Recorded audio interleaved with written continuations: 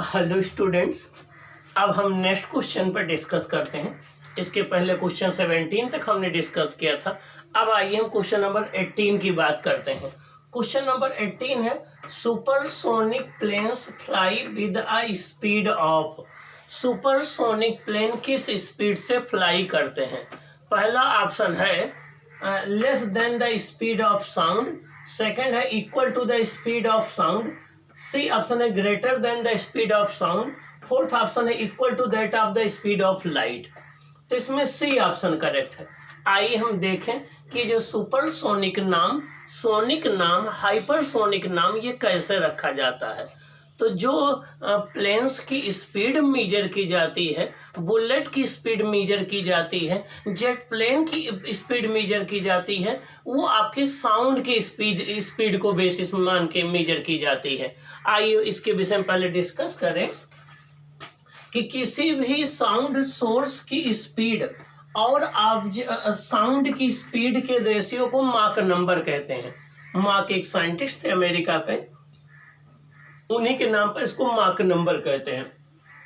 तो माक number equal to होता है speed of source upon speed of sound, या speed of object upon speed of sound. अगर हम ऑब्जेक्ट की स्पीड को वीओ ले लें और साउंड की स्पीड को वीएस ले लें तो माक नंबर हो जाएगा M equal to V O upon V S हो जाएगा। अब आप आइए देखिए, अगर एम की वैल्यू 1 हो जाए इसका मतलब हो गया कि उस ऑब्जेक्ट या सोर्स की स्पीड साउंड की स्पीड के इक्वल है। अगर वो एम लेस देन 1 हो जाए इसका मतलब ऑब्जेक्ट की स्पीड साउंड की स्पीड से कम है। तो जब भी कोई ऑब्जेक्ट या साउंड सोर्स साउंड की स्पीड से कम स्पीड से चलता है तो उसे हम सोनिक स्पीड बोलते हैं। क्या बोलते हैं? सोनिक स्पीड या सोनिक स्पीड बोलते हैं।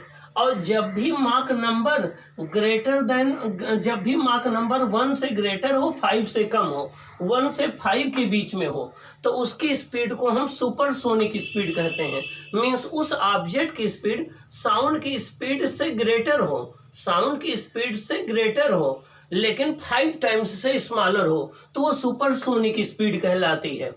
और जब भी किसी ऑब्जेक्ट की स्पीड 5 माक नंबर से ग्रेटर हो जाए, मीन्स साउंड की स्पीड के 5 टाइम से ग्रेटर हो जाए, तो उसे हम हाइपरसोनिक स्पीड कहते हैं। तो 3 स्पीड हो गई, एक हो गई सोनिक स्पीड, एक हो गई सुपरसोनिक स्पीड, एक हो गई हाइपरसोनिक स्पीड। तो जब भी कोई ऑब्जेक्ट साउंड की स्पीड से कम स्पीड से ट्रेवल कर रहा है तो उसे हम सोनिक स्पीड कहते हैं। जब भी कोई ऑब्जेक्ट साउंड की स्पीड से ग्रेटर मीन्स ग्रेटर 1 टाइम से लेकर के 5 टाइम्स के बीच में है तो उसको हम सुपरसोनिक कहते हैं। और जब भी कोई ऑब्जेक्ट की स्पीड जो है वो आपके साउंड के 5 टाइम्स से ग्रेटर है तो उसे हम हाइपरसोनिक स्पीड कहते हैं। तो sonic speed, supersonic speed, hypersonic speed, ये 3 टाइप की स्पीड होती हैं जो माक नंबर के बेसिस पर डिसाइड की जाती हैं।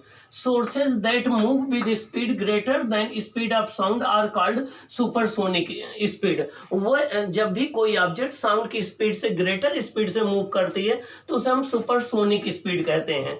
और किसी भी ऑब्जेक्ट को की स्पीड को मेजर करने का तरीका माक नंबर से डिनोट किया जाता है। Mach number equal to speed of the source upon speed of the sound. तो यहाँ पर आपका क्वेश्चन है कि प्लेन्स किस स्पीड से फ्लाई करते हैं, तो वो सुपरसोनिक स्पीड से फ्लाई करते हैं mostly.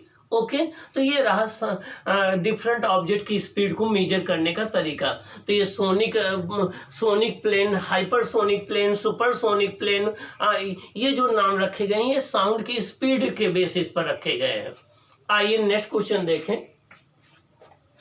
Loudness is the sensation depending upon the. Loudness जो है वो एक सेंसेशन है। लाउडनेस एक रेस्पॉन्स है हमारी ईयर का, कि हमारा ईयर उस साउंड के प्रति कितना रेस्पॉन्स कर रहा है।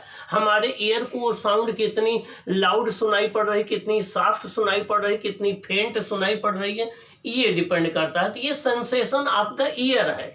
और हो सकता हो कि सेम साउंड हमें अलग लाउडनेस की सुनाई पड़े, आपको अलग लाउडनेस की सुनाई पड़े। तो ये एक सब्जेक्टिव प्रॉपर्टी है, पर्सन टू पर्सन वेरी कर सकती है। ये एयर का रेस्पॉन्स जो बताता है कि कितनी लाउड होगी साउंड, और ये जो है पर्सन टू पर्सन वेरी करती है। तो ये एक सब्जेक्टिव क्वांटिटी है। जबकि और अब लाउडनेस जो है वो बेसिकली तो रिलेट होती है एम्पलीट्यूड से, लेकिन लाउडनेस का मेन रिलेशन इंटेंसिटी से है। लाउडनेस और इंटेंसिटी आपस में रिलेटेड होते हैं। लाउडनेस की एसआई यूनिट हमारी डेसिबल होती है और इंटेंसिटी की वाट पर मीटर स्क्वायर होती है।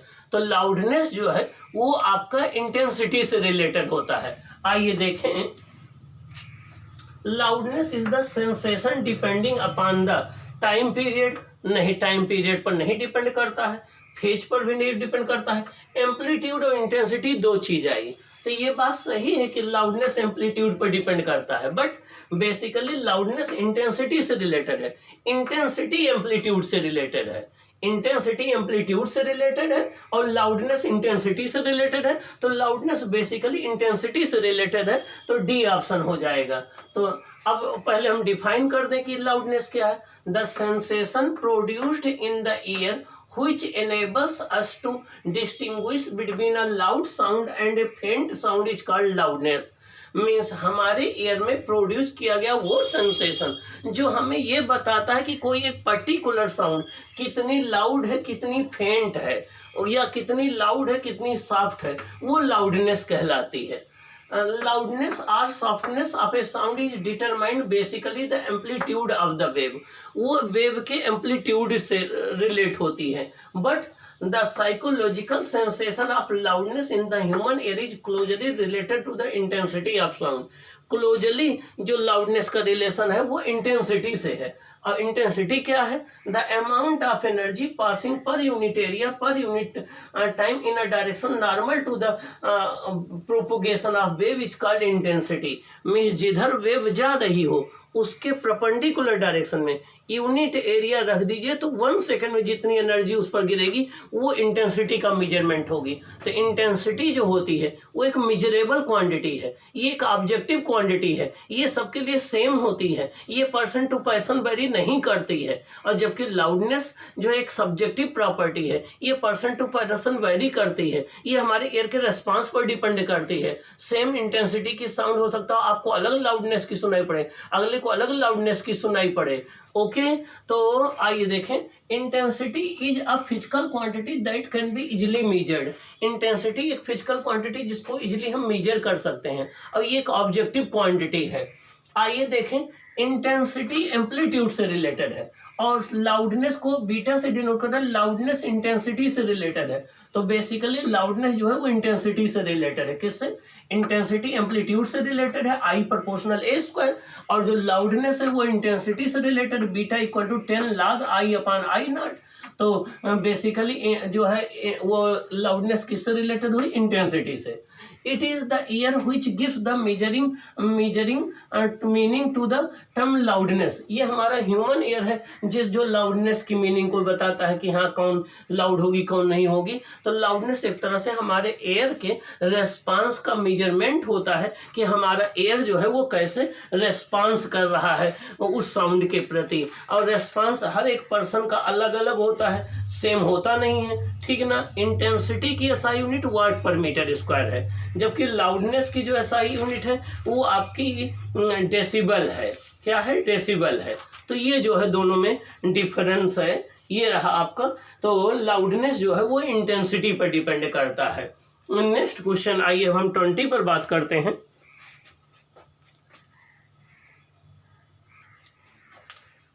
अब हम नेक्स्ट क्वेश्चन देखते हैं। क्वेश्चन नंबर 20 है, the walls of a hall built for musical concert। built for musical concert। The walls of a hall built for musical concert should be, ठीक ना। जो म्यूजिकल कंसर्ट के लिए जो हॉल बनाई जाती हैं उसकी वॉल्स कैसी होनी चाहिए? यहाँ म्यूजिकल कंसर्ट वर्ड आया है। म्यूजिकल कंसर्ट होता है जहाँ पर म्यूजिक के प्रोग्राम होते रहते हैं। तो देखिए जो म्यूजिकल कंसर्ट की हाल होती हैं उनको ऐसा होना चाहिए कि वो साउंड को एब्जॉर्ब कर लें, बार बार रिफ्लेक्ट ना करें, नहीं तो जो भी ऑडियंस बैठे हैं एक तो डायरेक्ट म्यूजिक की साउंड उन्हें सुनाई पड़ेगी, एक रिफ्लेक्ट होकर सुनाई पड़ेगी, तो डिस्टर्बेंस क्रिएट होगा, म्यूजिक को एंजॉय नहीं कर पाएंगे। तो म्यूजिकल कंसर्ट जो होती हैं, म्यूजिकल कंसर्ट की जो हाल होते हैं उनकी वॉल्स साउंड एब्जॉर्बिंग मटेरियल की बनाई जाती हैं। तो यहाँ हो जाएगा एब्जॉर्ब साउंड हो, उन्हें साउंड को एब्जॉर्ब करना चाहिए। तो it should be made of sound absorbing material so that there is no reflection of sound and we can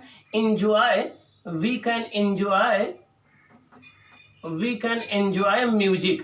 means जो वॉल्स होनी चाहिए वो आपकी साउंड एब्जॉर्बिंग मटेरियल की होनी चाहिए जिससे साउंड का रिफ्लेक्शन ना हो और हम साउंड का एंजॉय कर पाएँ। The study of science of sound is called acoustics. Sound की स्टडी जो है वो एकॉस्टिक्स कहलाता है। क्या कहलाता है? जिस फिजिक्स की वो ब्रांच जिसमें हम साउंड की स्टडी करते हैं उसे एकॉस्टिक्स कहते हैं। और ओशन के अंदर डेप्थ मेजर करने को फेदोमीटर में मेजर किया जाता है। किस में मेजर किया जाता है? फेदोमीटर में। हाँ, नेक्स्ट आपका क्वेश्चन ये है a boat at anchor. Anchor कहते हैं जहां पर सारी नाव बोट खड़ी होती हैं समुद्र के किनारे, उनको एंकर बोलते हैं। तो a boat at anchor is rocked by waves whose crests are 100 metre apart. यहाँ से देखिए क्रस्ट के बीच की डिस्टेंस कितनी दी गई है?